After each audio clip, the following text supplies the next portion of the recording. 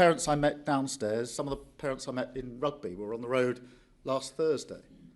They told me, as so many parents do, that they're working harder and harder, but their wages struggle to meet their costs. And I know what that feels like. I remember my family sitting around the kitchen table, worrying about the bills. How are we going to pay them all? And we as a family couldn't pay them all.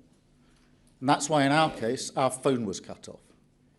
And that is still the reality of Britain for far too many people.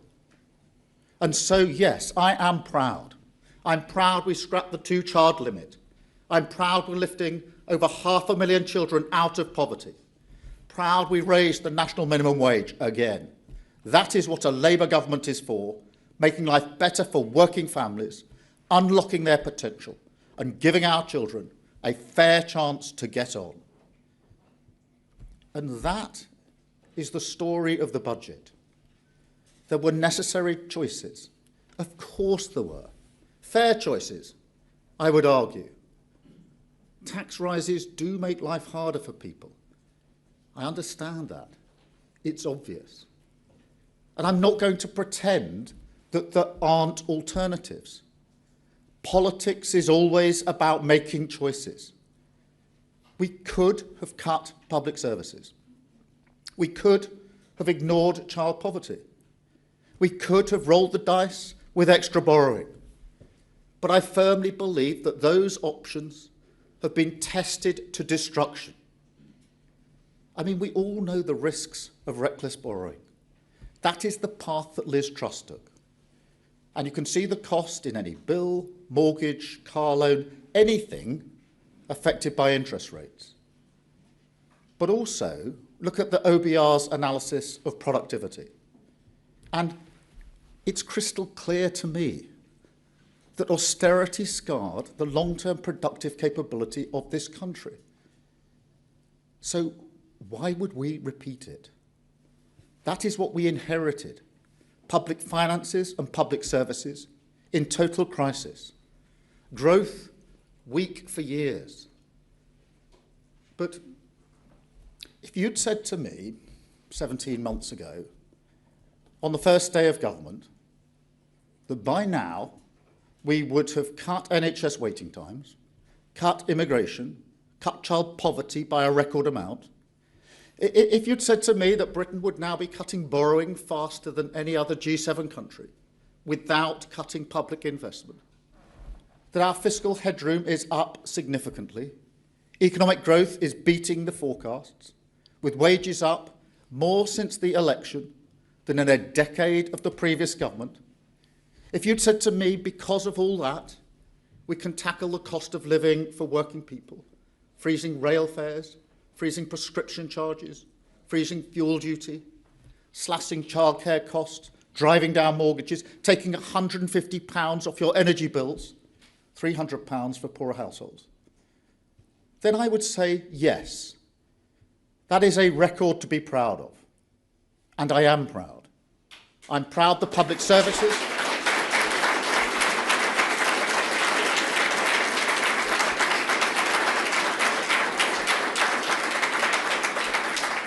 I am proud the public finances and our public services are moving in the right direction because we confronted reality. We took control of our future and Britain is now back on track. And look, I am also confident we have now walked through the narrowest part of the tunnel. Because while I know it's still hard for lots of people, while I know the cost of living crisis is not gone away, in the year ahead, you will see the benefits of our approach, not just in the national statistics, but in your communities. You will see a country building its future with new homes and infrastructure, 2,000 free breakfast clubs, hundreds of school-based nurseries opened by September. You'll see 3,000 neighbourhood police officers on your streets by March. A new era of security for 11 million renters starting in May. Hundreds of thousands of parents taking advantage of our free childcare expansion. almost 120 community diagnostic centres, open 7 days a week by April. You will see NHS waiting times coming down further, wages still rising faster than prices, immigration still falling. And bit by bit, you will see a country that no longer feels the burden of decline or the sense that things can never get better. A Britain with its confidence and its future back. Now, take our energy policy. That's £150 off your energy bill. £300 if you're really struggling. Now, think about what that means to a family. Worried about whether to put the heating on a cold day, or worried that if they switch it on for too long, they might have to cancel a day out with their kids. It's not just money, it's security. It's having the freedom to make choices that help your family. Or think about our childcare investment. 30 hours free for every child between 9 months and 4 years old. A massive difference to the cost of living. Thousands of pounds back in the pockets of working parents. Real help getting parents and carers back to work, especially for women. And that is good for growth. But it's also good for our children's potential. Now, I visit primary schools all the time, and when I'm not getting told off for doing the 6-7, teachers repeatedly say to me, this is across the country, that some kids arrive at reception reading books, ready to learn, while others are still in nappies. I am sick of hearing those stories right across the country. Think about that. Inequality at aged just 4, baked in for life and likely to last a whole life. That's why everything we're doing for children is a game changer for our potential. We're giving every child the best start in life, every single child equal at the starting line of their education. And that's what a Labour government is for.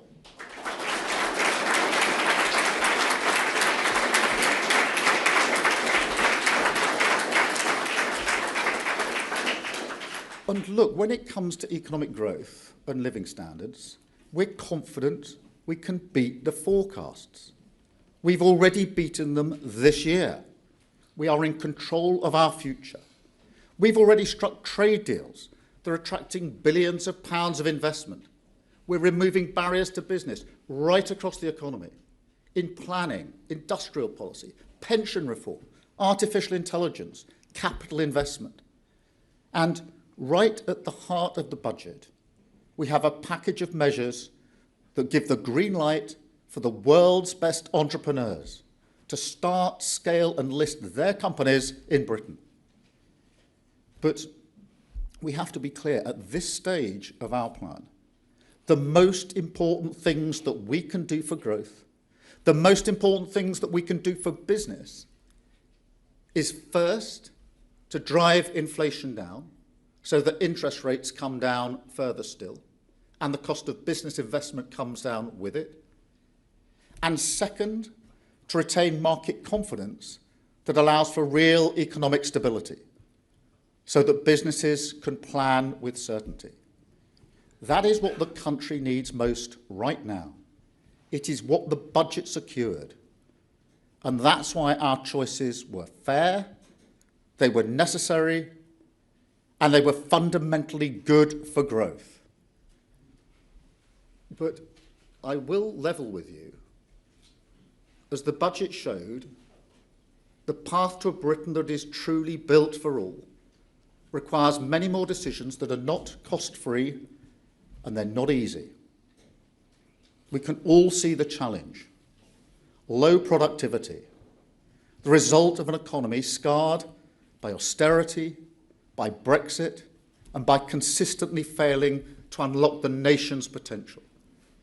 So we need a productivity revolution. And as our plan runs to the end of Parliament, I want to set out some of the next steps in our economic renewal so that our progress can be fairly judged. First, regulation. Now, exactly a week ago, John Fingleton reported on our nuclear industry. He found that pointless gold plating, unnecessary red tape, well-intentioned but fundamentally misguided environmental regulations, and, I quote, it's quite a stark quote, he said, a mindset that favours process over outcome has all made Britain the most expensive place to build nuclear power. Now, I agree with him. In fact, I would go further, because the truth is we see that story repeated again and again right across our economy. For years, Britain did not have a proper industrial strategy. For years, it cut public investment. For years, it did not have a planning framework or frankly, a government that would quickly approve new railways, new tram lines, data centres, laboratories, power stations, wind farms, even whole towns. So, guided by a simple truth that rooting out excessive costs in every corner of our economy is an essential step to cutting the cost of living and creating more dynamic markets for business, we will also clear the path for British business. And therefore, in addition to accepting the Fingleton recommendations, I'm asking the Business Secretary to apply these lessons across the entire industrial strategy. Second, welfare. For too long, our welfare system has trapped people in poverty. And poverty is always a barrier to potential. That's why we scrapped the two-child limit. But we also have to confront the reality that our welfare state is trapping people not just in poverty, but out of work. Young people in particular. And that is a poverty of ambition. And so, while we will invest in apprenticeships and make sure young people without a job have a guaranteed offer of training or work, we must also reform the welfare state itself. That is what renewal demands. Now, this is not about propping up a broken status quo, nor is it because we want to look somehow politically tough. The Tories played that game, and the welfare bill went up by £88 billion, and they left children too poor to eat and wrote young people off as too ill to work. That was a total failure. So we've asked Alan Milburn to report on the whole issue of young people, inactivity and work, because we need to remove all the barriers which hold back the potential of our young people. Because if you're ignored early in your career, if you're not given the support you need to overcome your mental health issues, or you're simply written off because you're neurodivergent or disabled, then it can trap you in a cycle of worklessness and dependency for decades. That costs the country money, is bad for our productivity, and most importantly of all, is a massive waste of potential. And any Labour Party worth the name cannot ignore that. Third and finally, trade. Vital for productivity, essential for growth, crucial to the cost of living. And let me be crystal clear. There is no credible economic vision for Britain that does not position us as an open trading economy. So we must all now confront the reality that the Brexit deal we have significantly hurt our economy.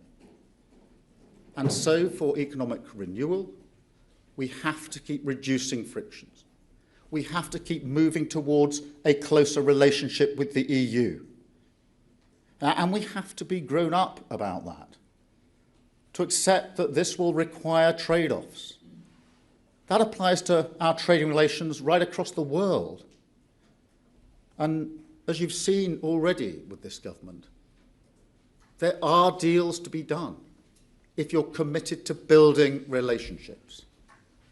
That's what we've done with the US, it's what we've done with India, and it's what we've done with the EU. And we will keep going.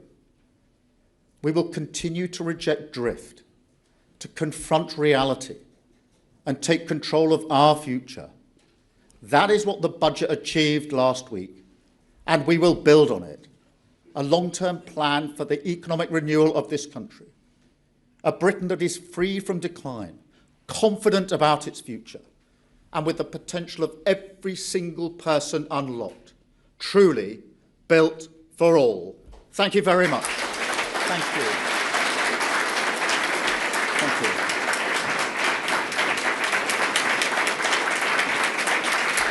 Thank you.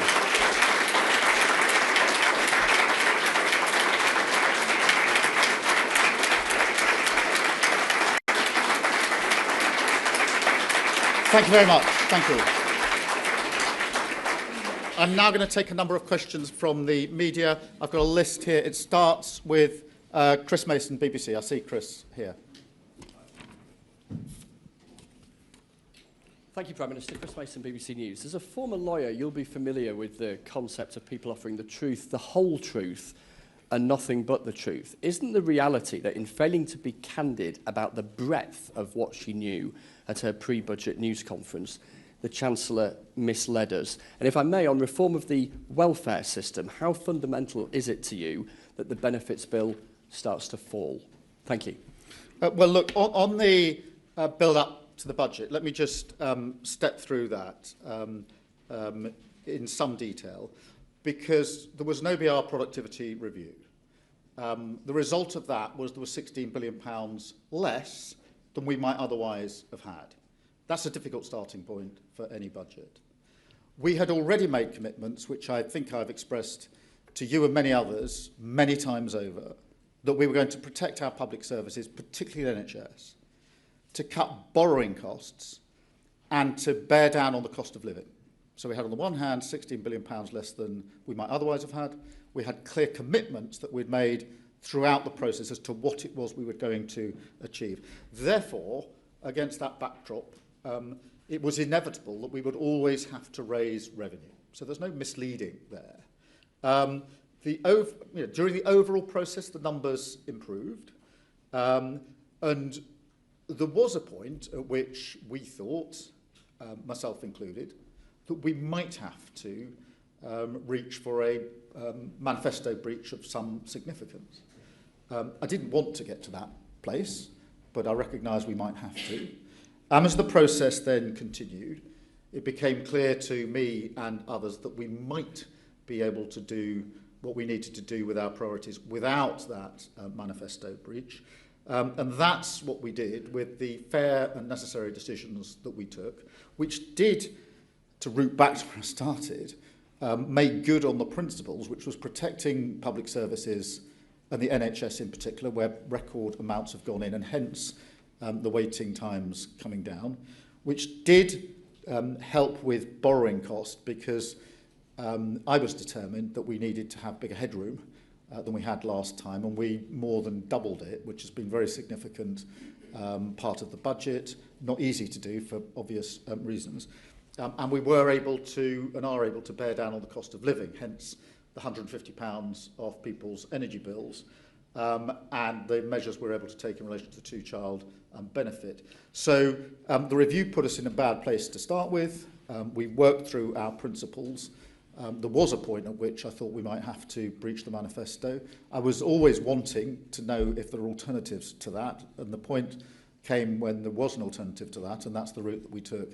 Thank you very much on that issue. On welfare, look, there are a number of aspects to this. The welfare bill has gone up extraordinarily under the last government, but there is also what I would call a moral mission.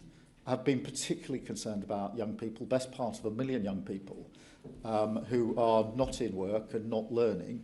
And over and above any other issue, I think it's a moral issue, because I know all the evidence points to this, that if you're not earning or learning at that age, the likelihood is it's going to be that much more difficult to get into earning and learning later in your life, and therefore there's a real moral element to this as well. Thank you very much, Chris. Can I go to Sky? Beth, please. Thank you very much. Beth Rigby, Sky News. Prime Minister, we found out from the Office of Budget Responsibility that the Chancellor, with your backing, misled the public on November the 4th when she warned about a black hole in the public finances without telling us the second bit, that higher than expected tax receipts meant the economy was in a much healthier position than the Chancellor publicly suggested to all of us and to the country. A Cabinet Minister has told me this morning they do feel misled. How do you respond to that as Prime Minister? And can you really commit to driving through welfare cuts, given that some at your top table don't have confidence in you? Thank you. Thank you very much, Beth. Look, there was no misleading. And I simply don't accept, and I was receiving the numbers, that being told that the OBR productivity review means you've got £16 billion less than you would otherwise have had, shows that you've got an easy starting point. Yes, of course, all the other figures have to be taken into account, but we started the process with significantly less than we would otherwise have had. That productivity review, or review like that, hasn't been done, I think, for 15 years. This is not an annual exercise. It's an exercise that was done this year. I'm not sure why it wasn't done at the end of the last government, if I'm honest about it, because that would have seemed to me a sensible time to have done it. But it was done. The net result was £16 billion less than you would otherwise have got. That meant, if we measured against our objectives, which is protecting public services, doing what we could on the headroom, which I really wanted to do this time for reasons that are well understood in terms of the stability that it gives. I wanted to more than double the headroom, and to bear down on the cost of living, because I know that for families and communities across the country, that is the single most important issue. Wanted to achieve all those things, starting that exercise with £16 billion less than we might otherwise have had. Of course, there are other figures in this, but there's no pretending that that's a good starting point for a government. It isn't. And there's no to suggest that a government that is saying that's not a good starting point is misleading. It is wrong, in my view. As I say, there was a point at which we did think we would have to breach the manifesto in order to achieve what we wanted to achieve. Later on, it became possible to do it without the manifesto breach. Given the choice between the two, I didn't want to breach the manifesto, and that's why we came to the decisions that we did. On the question about welfare, look, I do think that this is a moral mission. I don't think we can simply leave the best part of 1 million young people not earning or learning and walk past it.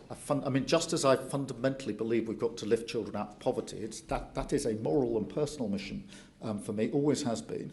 So too, I feel very strongly about the 1 million young people who we've got a cohort going through who, unless we intervene and do something, could well spend the rest of their lives in that kind of dependency. And I think that's wrong in principle, and that's why I want to deal with it. Thank you, Beth. ITV, Robert Peston.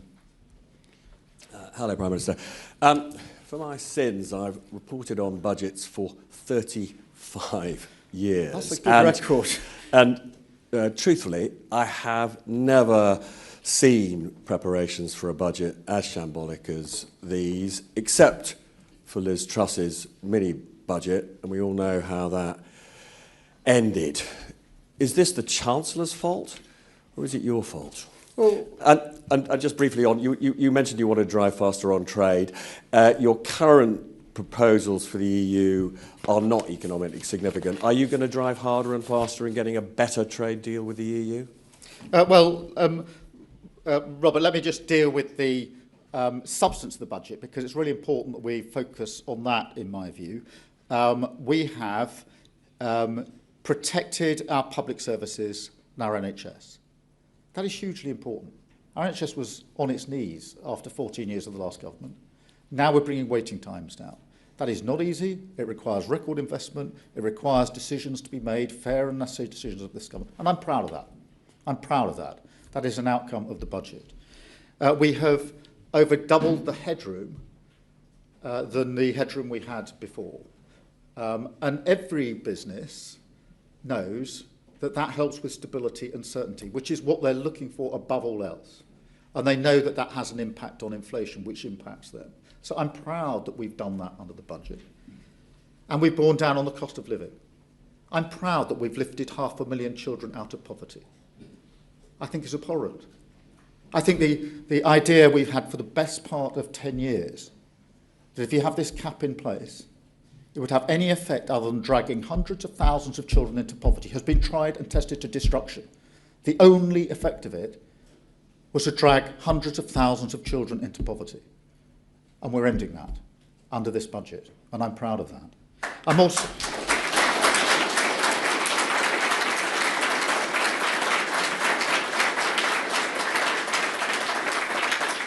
And I'm also proud of the fact that we took the decision, not just to freeze rail fares, freeze prescriptions, but to take down energy bills by £150.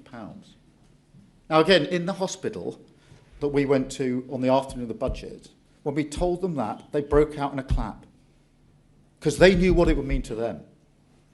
They knew what it would mean to them. Whatever happens in the Commons and the toing and froing in the Common, go and talk to staff in the NHS, and they clap when you tell them you'll bring down their energy bill. So I'm glad we're now on the substance of the budget, and on the substance of the budget, I'd defend it any day of the week. They're the right steps for our country, and I'm proud that we've taken them. On trade, Robert, look, we do need to get closer to the EU. It is clear from all of the analysis that the deal that we've got has hurt our economy.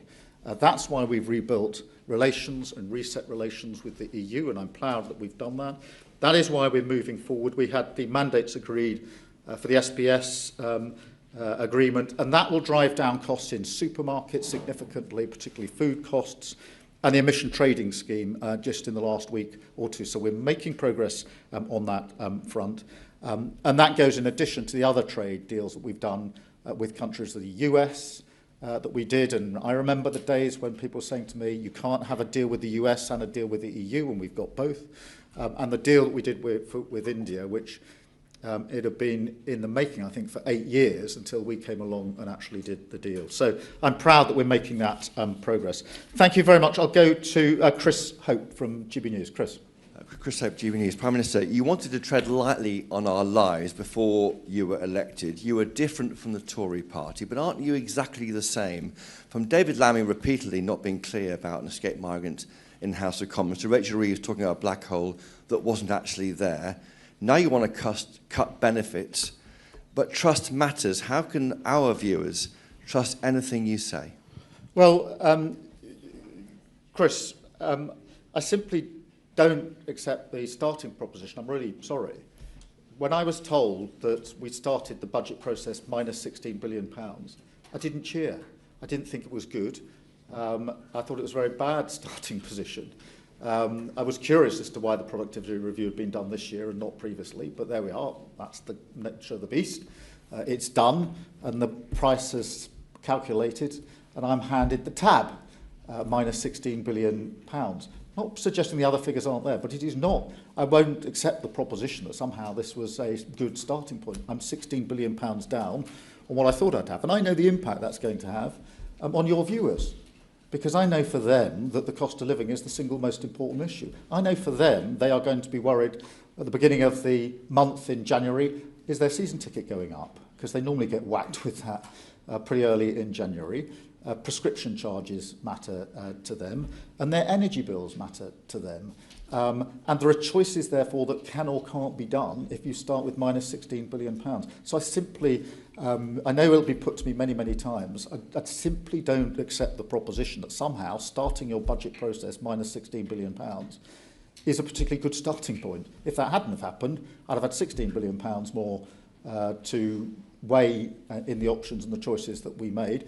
2/3 of the headroom is £16 billion. So you can see the significance of that amount of money. I think all I can do is explain the impact that these decisions have on your viewers and to assure them that I am well aware that the number one issue for them is the cost of living. And that's why in the budget and all the other decisions, I mean, last week we were doing free school meals, free breakfast clubs, free childcare. All of these are good for children in their own right, but they're also really important cost of living measures as well. And I think for many of your viewers, they will I hope be pleased to see things like those measures going in. The childcare is a real game changer for so many parents and carers across the whole country. Thank you very much, Chris.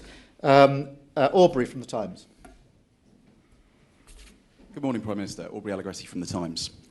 Given we now know that actually you had a budget surplus of at least £4 billion before Rachel Reeves gave her press conference, which set hairs running and fueled all this speculation, isn't it misleading of her to have still then not ruled out an income tax rise and only given us one side of the story after she'd been made aware that things were better than anticipated? And do you think that the OBR has overstepped its remit by publishing what forecasts it gave to the Treasury and when, or actually do you think that having more transparency like that is a good thing? Thank you. Well, Aubrey, I've been through this a number of times, but obviously at the early stage, it's very important not to rule out steps. It's a process that goes on, as you know, for some weeks until the final decisions are made. But to be told at the beginning of the process, you're £16 billion worse off than you might otherwise have been is a significantly difficult starting point. We could have made other choices. I could have said, I know we said we would protect the NHS, but I've decided now not to. We're going to cut the funding to the NHS and let it go back to where it was under the last government. I wasn't going to do that. We could have said, well, I wanted to more than double the headroom, but we're not going to do that anymore. I was concerned about that and wanted to make sure that we had a significant headroom for reasons that are obvious to the markets and to business. And we could have said we're not going to bother about any of the cost of living measures. We know it's the number one concern to voters, but we're just not going to do it.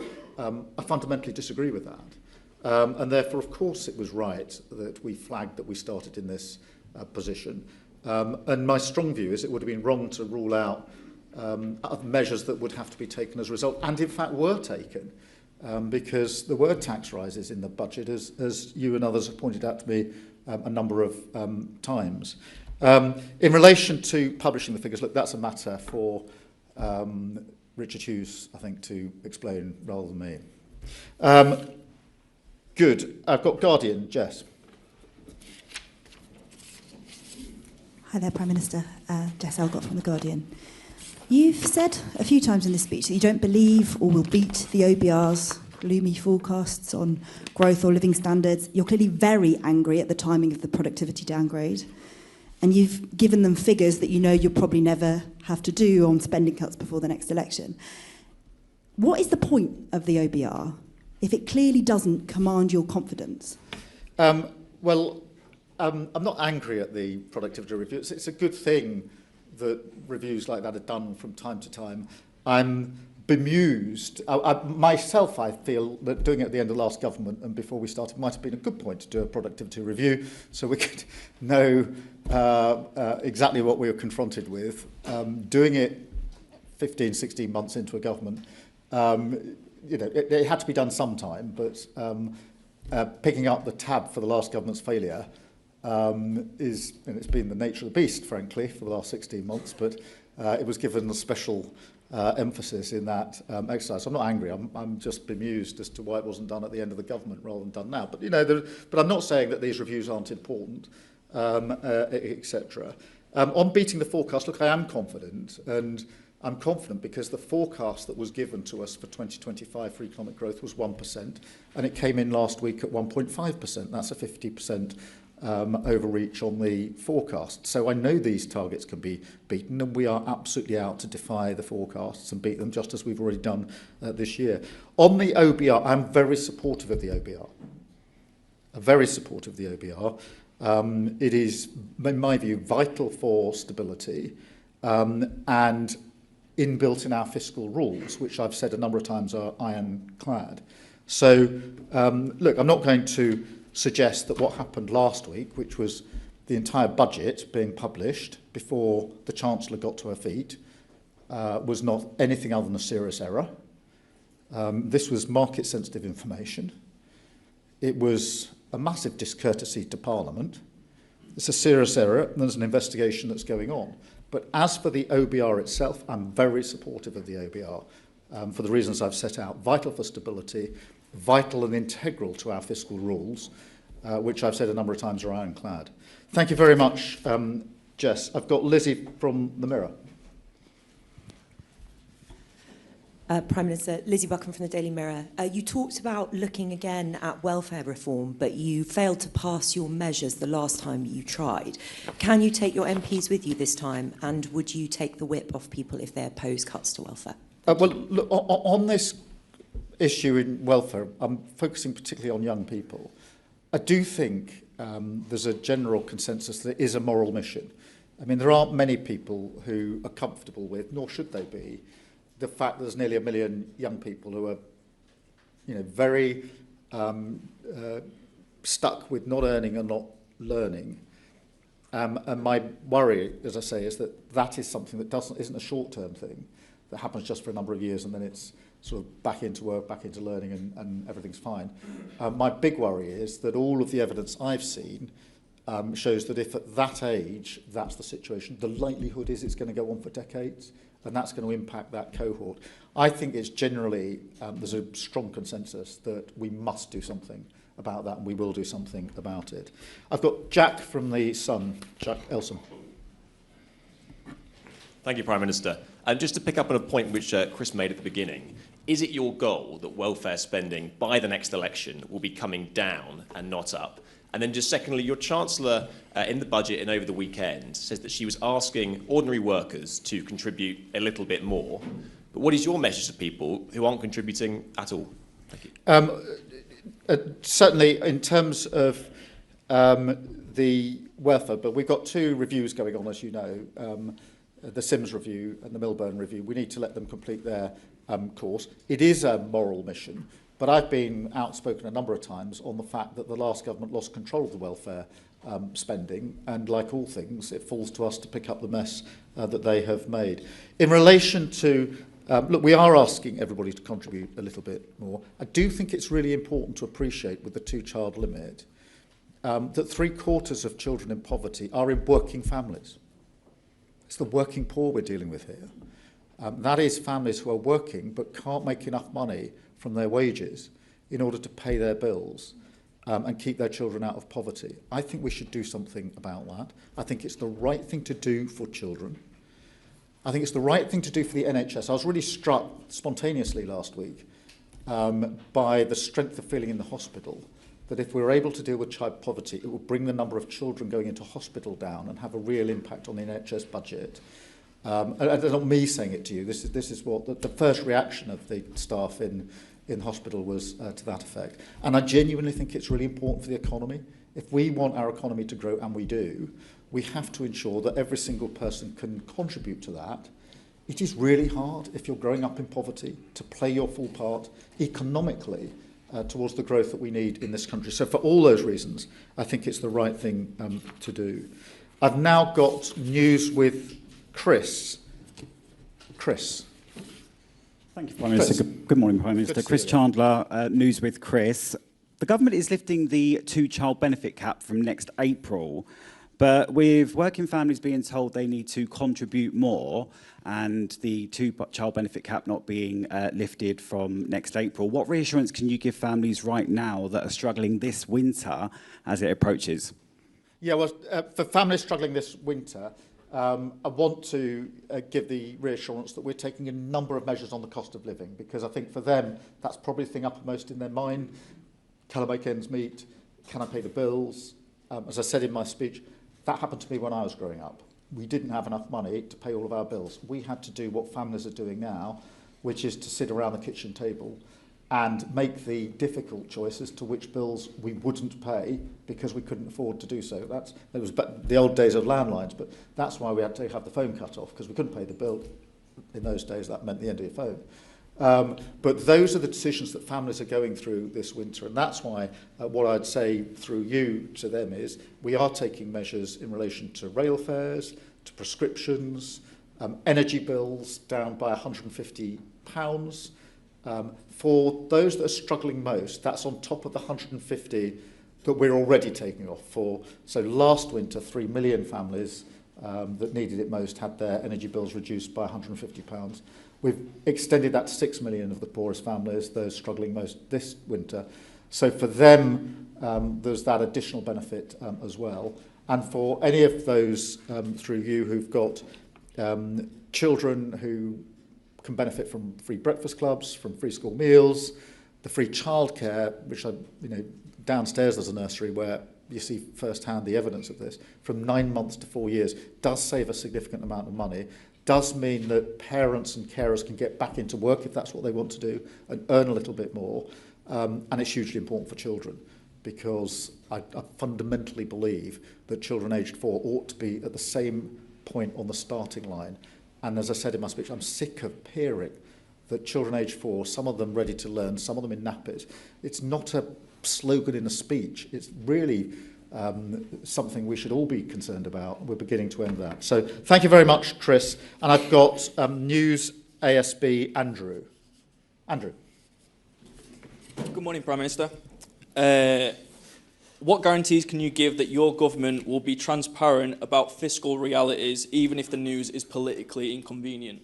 Well, I think, firstly, Andrew, thank you very much. I think by standing up here and walking through the decisions that we've made, hopefully that helps explain the process and very much setting out the result of that, the substance, the content of the budget, and being clear, I think, as to what the driving principles were behind it, that we wanted to protect our public services, our NHS in particular, and most people would say that's a good thing, because they need to know the NHS is there for them and their families when they need it.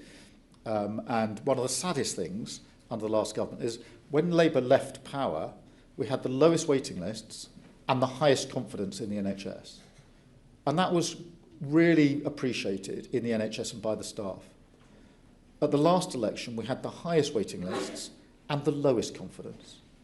And you can imagine the impact that had on the staff of the NHS who are trying to do their level best, and yet the public confidence is at its lowest because of the position they've been left in. So we were determined to turn that around. We're determined to bring down the cost of borrowing, because that then impacts on interest rates, which then for anybody with a mortgage or a bill or anything where interest rates make a difference is hugely important. And I wanted transparently to be clear that the cost of living is the single most important thing for most families and communities across the country.